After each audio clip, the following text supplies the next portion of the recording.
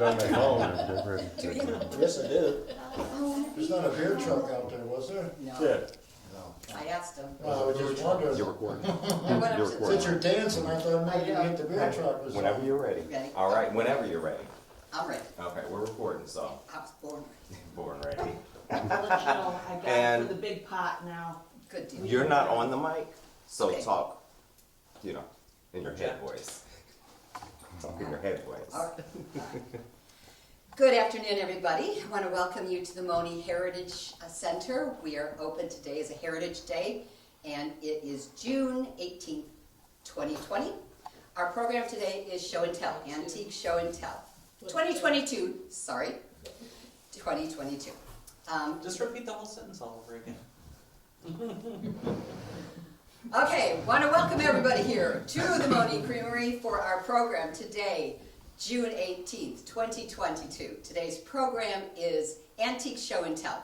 So we have a bunch of nice folks with us who have brought in a different antique, a toy, something that is of interest, and we are going to go one by one and they'll present it and we'll see if we can figure out what they are and hear a little bit about it. Our first interviewee is Richard Stuenkel. Richard is a longtime farmer in the Moni area and one of the members of the society. He is always good for information about the Moni area, so come and hear him when he speaks next at Fall Fair. Today he's going to show us something that he brought, and we're all going to try to figure out what in the world it is. So I'll give it over to Richard. Thank you.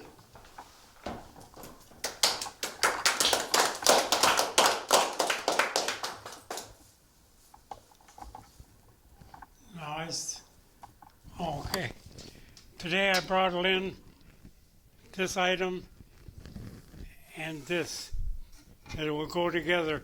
This is a magnet.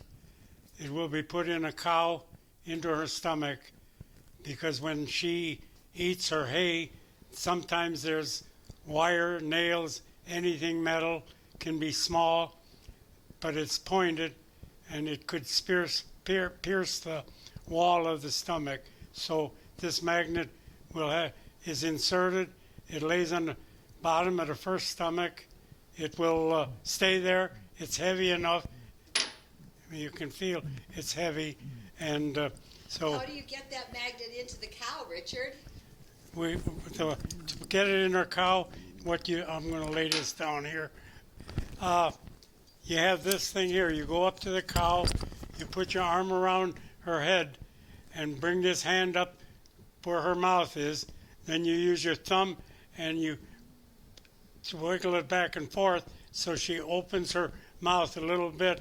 And when she has it open, then you take this thing here with the magnet, you put it down her throat, and you keep her head up high so that when it goes in, she will automatically swallow it after a second or two. So and then it'll go down in there, and then it's there for life. She gets sold with it. When you send her to the packing house, she will be. When they render her and dress her, they'll find the magnet. Do you want the magnets back when they get them? No, I've never. No, we always bought them in packets of 10, and they were gone once we did. Once they're gone, they're gone. Yeah, yeah. And when they render her down, do they find that magnet and all of the other things that have gone Yeah. in? And This, I don't know, are your chairs metal? The legs are. Yeah. I think this is not. If you just take it and put it on there, see, There you go. Yeah, that's a heavy duty magnet. it pulls pretty hard. It's got good strength. So anything that's down there, You need a hand well, with that? Yeah. We want to take that out there. See what I mean? That's a strong magnet. I'm gonna try one. so yeah, the So when you said it was in her first stomach, what do you mean? well, a cow is said to have 4 stomachs. First of all, to start with, a cow does not have teeth on its upper mouth, only lower mouth. Any animal that chews its cud only has teeth on the bottom. So a horse can go out in the field and take a nibble at the grass and cut it down to the roots. A cow cannot. A cow has to have 3, 4, 6 inches of growth, and she wraps her tongue around it and tears it off and swallows it whole. Then after it ferments, I don't know the time period, then she'll be just either standing or lay down, and you'll see, and you watch her, she'll be chewing like she's chewing gum, and she'll stop, and if you watch her throat, you'll notice a little lump come up from the stomach into her mouth, and then she will chew that and send it to the second stomach. And the third and fourth stomachs, I question it. I think they're more or less stopping points. Once they've chewed their cud, then it's going to go into digesting. So Richard, do sheep have teeth on top and they chew down? sheep chew their cud too. So this would be part of the problem with the early settlers, where the sheep and the cowmen didn't get along because the sheep would eat it too low, and then there wouldn't be grass left for the cows. The sheep, with their smaller mouth, they could nibble the grass down further, and that's why the ranchers that run cattle and the sheep herders, they never got along, because if the sheep were there, the cattle were, you couldn't send the cattle out. You had to wait for regrowth. Wow. You have something else there. What's that? This here is it's a thing when you start your milking process. You first thing you do is you have a bucket of sanitized water and your rag, and you wipe the udder and the 4 teats. You wipe them down to sanitize them, and if there's any mud or debris on them, then to play safe and not to contaminate the milk, if the cow had an injury during the day, 1 quarter could be injured and 3 not.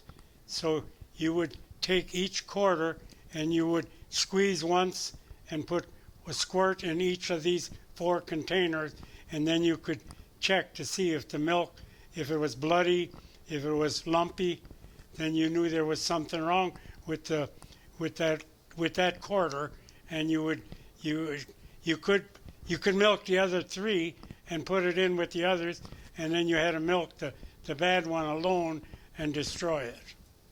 So this was more or less just it caught it, and then when you were done with it, you dipped it out and you went to the next cow and you did the same thing over again. So each of there's only 4 per cow?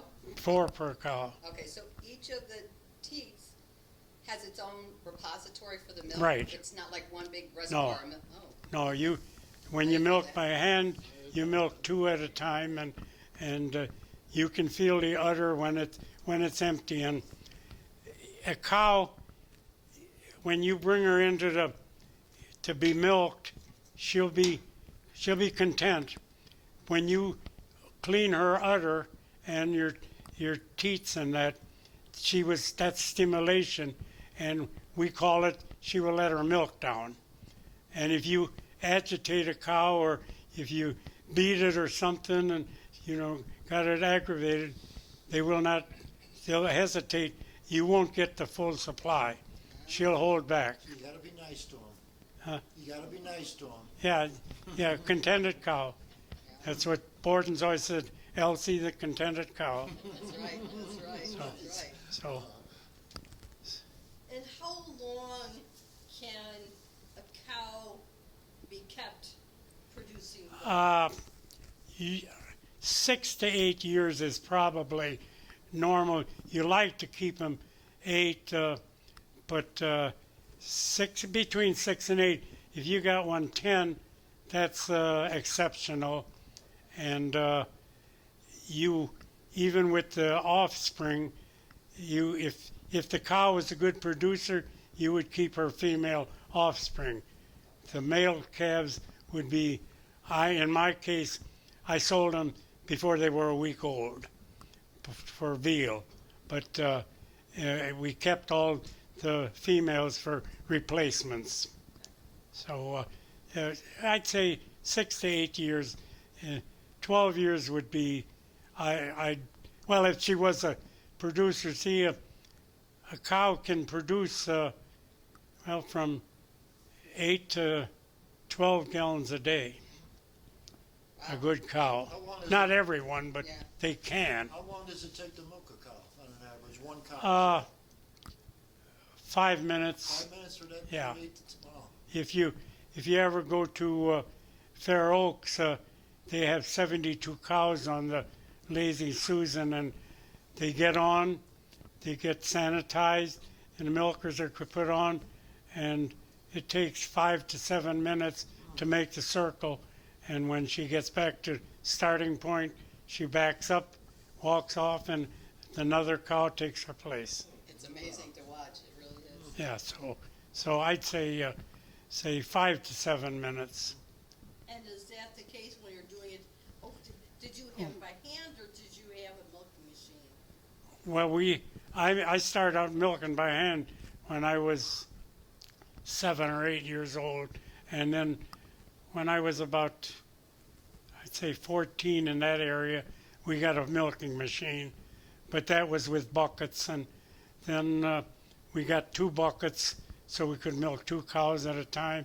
Then we got another bucket, made it 3, and then it went to, we used to strain the milk right in the can in the barn. Well, then we got a milk cooler, and then we put it in a milk cooler. Then we went to a bulk tank, and then we went also to a pipeline milker, whereas we put the milker on the cow, hosed it up to a line, and it went from the cow to the refrigerated tank without ever touching it. And you can drink that. It's directly out of the cow too, right? It came right from the cow. You can drink it directly from the Oh cow. yeah, we always right? did well, I shouldn't say this maybe, but our first daughter, when she was born, we had a lot of trouble with colic, and and when second daughter was born, the minute she come home from the hospital, my wife said, take a clean container, go out and get some milk. She's getting cow's milk. We had unpasteurized, wasn't homogenized. We raised the next 2 kids strictly on Fresh milk. That's fresh fresh milk. milk. Yeah, Nice. we never, as long as I shipped milk, I never had a pasteurizer. We Nice. drank raw milk constantly. Wow. And you're how many years old now? I'm older than dirt. So you must have- I'm 93. So you must have done something right. Yeah, so, Any other questions for Richard? All right. Thank you. okay. Thanks, Richard. Very interesting.